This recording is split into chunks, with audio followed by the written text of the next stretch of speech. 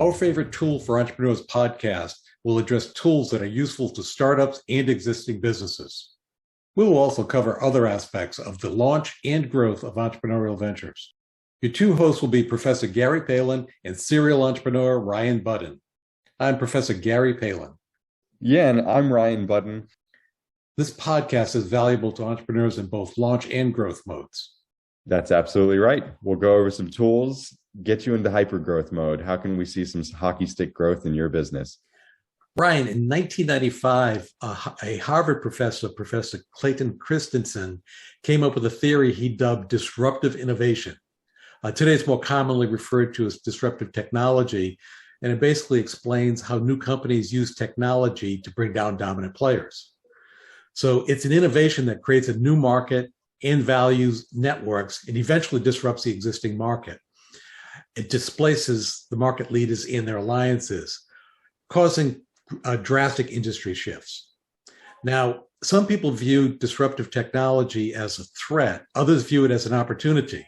Is it a threat or an opportunity? Yeah, well, I think if you're in the entrepreneurial mindset, disruptive technologies are the ultimate opportunity. It's where huge wins are created in open markets that people haven't even really explored or developed.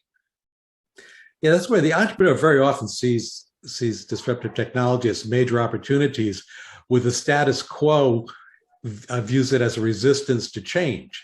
And there's a term called staying in the slow decline into obsolescence. And that's what corporate America very often does by resisting this. And it's interesting when you're looking at disruptive technologies, very often we talk in terms of product development as reaching out into the market and listening to the marketplace. It's more difficult with this because the marketplace doesn't know it exists. It goes back to Henry Ford had said, if he asked people what they wanted, they would have said faster horses. There we go. That's an amazing quote, actually. But you're absolutely right. I mean, we live in a generation where these disruptive technologies are becoming more and more common. We're seeing them take place every day.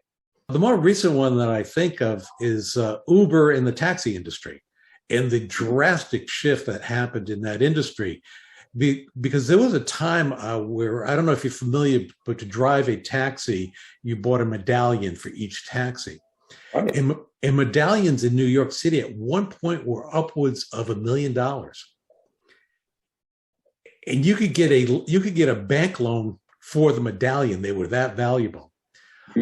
Today, because of Uber, they're virtually worthless. You just can't recoup anywhere near that amount of money. I met an individual in Philadelphia right when Uber was kicking off, and he had purchased 10 medallions for, I believe it was $100,000 each. So he had gotten a loan for $1 million. Uber came in, he couldn't sell them for $5,000 a piece. So he was $950,000 underwater. Yeah, that is not a good situation to be in. So that shows how drastic a shift of the industry. The newspaper industry is another. Internet was the technology, where with Uber, it wasn't the Uber technology. It was really the smartphone and some of the apps associated with the technology. But the internet just totally disrupted the newspaper industry, because at one point they were pretty much the purveyor of news. When was the last time you picked up a newspaper drinking a cup of coffee in the morning, Ryan?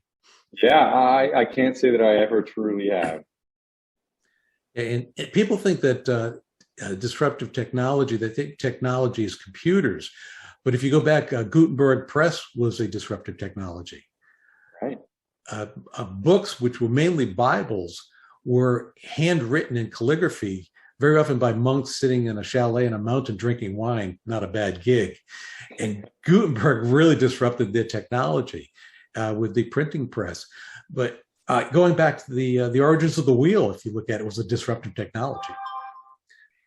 It probably was. Transportation of goods exploded around then. So for all of civilization, the concept of disruptive technology or disruptive innovation has existed. It's only recently we've been referring to it as such. I think when disruptive technologies start to change an industry, to start opening up that industry, it's all an opportunity for entrepreneurs. Whether it's getting in and learning that technology for the development, supporting the growth of that technology. We talk a lot about the gold rush and Levi's being the company that really made out with it. They weren't necessarily disrupting, but they were seeing this huge market opportunity and playing the support staff for it. So really all around the idea, even if you're not directly competing with whatever that technology is, creates opportunities for the entrepreneur. And in existing potential disruptive technologies like autonomous vehicles being an example, and I think in terms of the trucking industry, the massive shifts that's going to have in the trucking industry, blockchain, renewable energy, which is very much in the highlights of discussions recently, will be potential areas for disruptive technologies. Yeah, you mentioned one blockchain that I think a lot of people, including myself, are pretty excited about. Not necessarily the cryptocurrencies that you hear behind it and a lot of the hype around that, but actually the technology that's being developed on the back end and how that's really going to change information storage and the frequency that people can participate in their own information. Yeah, so if I were a startup entrepreneur looking to create a very scalable, high growth venture, this is one area I would focus on laser-like, would be the disruptive technologies and potential disruptive technologies, and do a deep dive. Now, you don't necessarily have to become the major dominant player, but within that, there are sub-niches which you can create very powerful companies. That's absolutely right. That's that support staff that we're talking about. Everything around the idea is going to explode. Just being in the knowledge base and making sure you have the current understanding of it is really important.